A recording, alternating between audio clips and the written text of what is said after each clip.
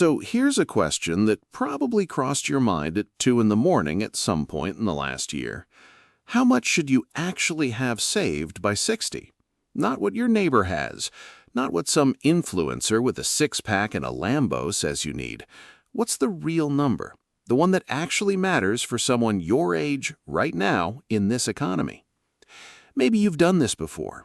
You log into your 401k account late at night when the house is quiet, and you just stare at the balance.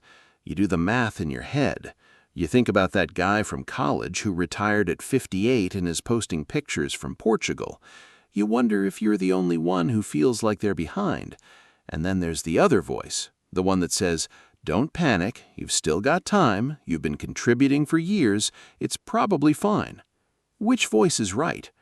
Honestly, by the end of this video, you're going to know, not guess, know, because we're going to walk through exactly what the real data says people your age actually have saved, what the experts say you should have saved, and where the honest gap is between those two numbers. And I'll tell you right now, some of what's coming is going to surprise you. Some of it is going to be more reassuring than you expect, and at least one number is probably going to make you wince a little. That's fine. That's the point. You can't fix a gap you can't see. Quick word about who's talking to you. This channel exists for one reason: to help people in their 40s, 50s, 60s, and beyond get a clear, honest, no-nonsense picture of what retirement actually looks like financially, so you can make real decisions instead of vague ones. If that sounds useful, hitting subscribe helps more people find this stuff, but that's the only ask you'll get from me today. Now, here's the setup. Picture two different people, both 60 years old, both retiring in roughly 5 to 7 years. Person A feels good. They've been contributing steadily, they've got a number in their head, they sleep fine. Person B feels sick every time the subject comes up. Same age, maybe even similar income over their careers. What's actually different between them? Sometimes it's not the savings account balance at all. It's that person A actually knows where they stand relative to what's realistic, and person B has just been avoiding the question entirely, which is the worst possible strategy, because the not knowing is often scarier than the actual number. Here's the truth almost nobody tells you clearly. Most people have absolutely no idea what normal looks like at their age financially. Think about it like a home inspection. You wouldn't just assume your roof is fine because the house still has a roof. You'd actually check it, get real numbers, compare it to what a healthy roof looks like at that age of the house. Your retirement savings deserve the same kind of honest inspection, not vibes, not comparison to one loud guy on the internet, actual data. So, let's go get it. Let's start with the number everyone actually wants to know first. What does the typical 60-year-old actually have saved for retirement? According to the Federal Reserve's Survey of Consumer Finances, the most comprehensive study of household wealth in the country, the average retirement account balance for people in the 55 to 64 age bracket is a little over $500,000. $537,000, roughly. Sounds decent, right? Here's the kicker. That's the average, not the median.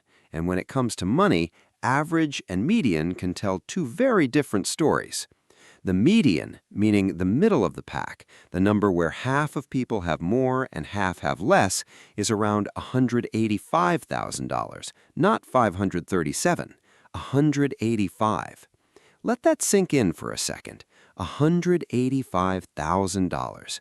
Why such a massive gap between those two numbers? Because a relatively small slice of very high-earning households have millions saved, and that pulls the average way, way up, while the typical American household is sitting at a fraction of that. So if you've got less than $500,000 saved, you are not some outlier falling behind society. You are statistically closer to normal than you probably assumed. Now let's break that middle number down into something real. $185,000. If you used the classic 4% withdrawal guideline that a lot of retirement planners reference, works out to about $7,400 a year. That's roughly $617 a month. $617, Not exactly a retirement, is it? That's a car payment. That's not quit your job and travel the world money. So here's a direct question for you. If that number is close to where you are right now, does that feel like enough to build a life on? For most people, honestly, no. And that's exactly why this conversation matters. Now, here's what's interesting. Fidelity, one of the largest retirement account providers in the country, publishes a widely used savings benchmark. Their guidance is that by age 60, you should aim to have roughly 8 times your annual salary saved. 8 times. So if you're making $75,000 a year, that puts the target around $600,000. If you're making $100,000, the target jumps to $800,000. Compare that to the real median of $185,000, and you can see the gap most people are actually working with isn't small. It's significant at every income level. But here's the thing to hold on to, and we're going to come back to this in a big way later in this video. A benchmark is not a verdict. It's a marker on a map, not a pass or fail grade on your life. Let's shift to something most people underestimate entirely, and that's Social Security. The Social Security Administration's most recent data puts the average retirement benefit at right around $1,900 to $2,000 per month for someone claiming today. Now here's where it gets genuinely interesting, and this is one of the highest leverage decisions in your entire retirement plan. The age you claim at changes that number dramatically. Claim early at 62 and your monthly check gets permanently reduced, sometimes as much as 30% compared to waiting. Wait until your full retirement age, which for most people right now is 67, and you get the full benefit. Wait even longer, all the way to 70, and your check keeps growing by roughly 8% for every year you delay past full retirement age. 8% a year, guaranteed. Where else in your financial life can you get a guaranteed 8% annual increase for life just by waiting? That's not a small detail buried in a government pamphlet. That's one of the single biggest levers most people never pull correctly, either because nobody explained it to them or because they needed the income sooner and didn't feel like they had a choice. So ask yourself honestly, do you actually know which claiming age makes sense for your situation, or have you just assumed you'll take it whenever you stop working? Let's talk about something that keeps a lot of people up at night, even more than the savings number itself, and that's healthcare. Fidelity also publishes an estimate that gets cited constantly, and for good reason. Their research suggests that a typical 65-year-old retiring today should expect to spend, on average, somewhere around $165,000 on healthcare costs throughout retirement, and that figure does not include long-term care. Let that number breathe for a second. $165,000 just for healthcare, on top of everything else you're planning to spend on housing, food, and actually living your life.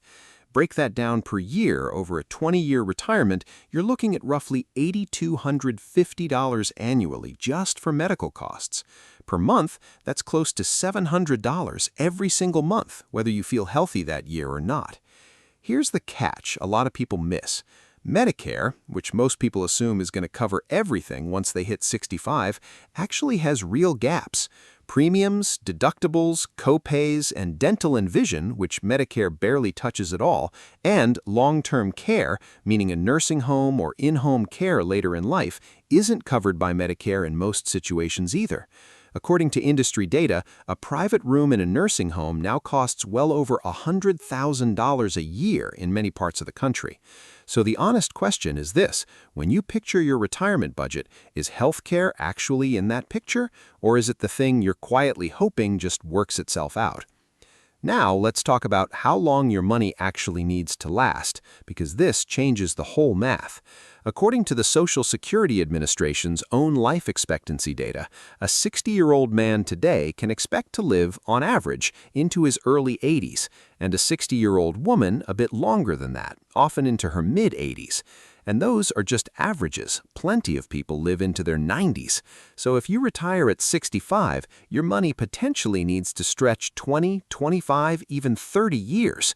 That's not a short bridge you're building. That's closer to funding an entire second working career's worth of years, except this time without a paycheck coming in. Here's a question worth sitting with.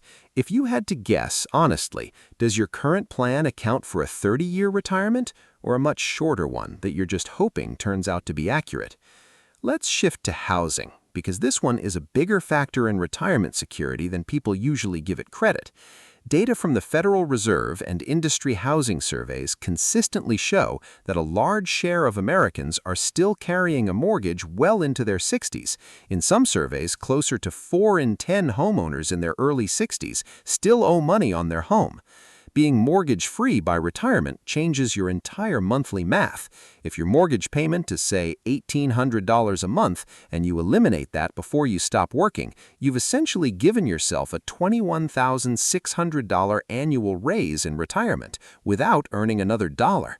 That's the same order of magnitude as a meaningful Social Security claiming decision. So here's the kicker most people don't think about until it's almost too late. Paying down that mortgage or seriously considering downsizing before you retire might do more for your retirement security than squeezing a little extra into your 401k in these last few years. One more, and this one tends to sneak up on people. Consumer debt among older Americans has been climbing, not falling. Data from credit reporting agencies and the Federal Reserve show that Americans over 50 carry a meaningful share of the country's total credit card debt, and the average balance for that age group tends to run into the several $1,000s range per household, often at interest rates north of 20%. 20%! Think about that compared to what your investments are realistically earning. There is almost no retirement savings strategy in the world that outperforms carrying high-interest debt into your 60s. If you've got some, it's honestly one of the highest leverage things you could address before anything else, including extra retirement contributions. So, let's take stock of where we are. The typical person your age has less saved than the benchmarks suggest they should.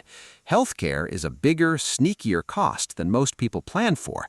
Your money likely needs to last longer than you're picturing, and housing and debt decisions can move the needle just as much as raw savings does.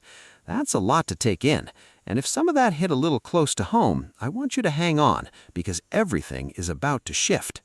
But here's the good news. And I mean that genuinely, not as a hollow transition line. Everything we just walked through is exactly what makes it possible to actually do better starting now. Knowing where the typical person stands isn't a verdict on where you have to end up. It's the starting line. You can't correct course on a road you refuse to look at. And here's the part that matters most. Fixing this does not require some late-life miracle. It doesn't require doubling your income or discovering a hidden inheritance. It requires a handful of specific, boring, unglamorous adjustments made consistently starting today. First, catch-up contributions. If you're 50 or older, the tax code already gives you a lever most people never fully use. As of right now, workers 50 and up can contribute significantly more to a 401k than younger workers. And if you're 60 to 63 specifically, there's an even higher enhanced catch-up limit available under recent legislation. That's not a loophole. That's the system telling you we built extra room for you at this exact stage of life. Use it. Second, revisit your Social Security claiming age before you assume anything. Remember that roughly 8% annual increase for every year you delay past full retirement age. If you delay claiming by just 2 years, say from 67 to 69, and your benefit would have been $2,000 a month at 67, you could be looking at something closer to $2,300 a month instead for the rest of your life. That's not a one-time bump. That compounds every single month you're retired, potentially for decades. Third, attack high-interest debt before anything else. If you're carrying credit card balances at 20% interest, paying that down is, dollar for dollar, one of the best guaranteed returns available to you anywhere. better than almost any investment you could reasonably expect. Fourth, take one honest look at housing, whether that's an aggressive push to pay off the mortgage before you retire or a genuine, no-shame look at downsizing. This single decision can free up more monthly cash flow than almost anything else on this list. Fifth, build a real healthcare number into your plan instead of hoping it works out. Even a rough estimate, even if it's not perfect, beats pretending that cost doesn't exist. Now, an important, honest note. Everything in this video is general education based on national data and widely used industry benchmarks, not personalized advice for your specific situation. Your income, your health, your family history, your goals, all of that changes the math. Talk to a qualified financial or tax professional who can look at your actual numbers before making any big decisions based on averages you saw in a video. If some of these numbers hit a little close to home, that is completely normal. It doesn't mean you failed, it means you're finally looking at something honestly, which is more than most people ever do. A gap between where you are and where the benchmarks say you should be is not a life sentence. Given the years you likely still have, working, saving, and making smarter decisions on things like claiming age and debt, it's a solvable problem, not a permanent verdict. Here's what I genuinely believe. You don't deserve fear when it comes to your retirement. You deserve clarity. You deserve to know exactly where you stand and exactly what to do about it, without the shame and without the panic. Because the truth is, the people who end up okay aren't the ones who never had a gap. They're the ones who looked at it honestly and started closing it.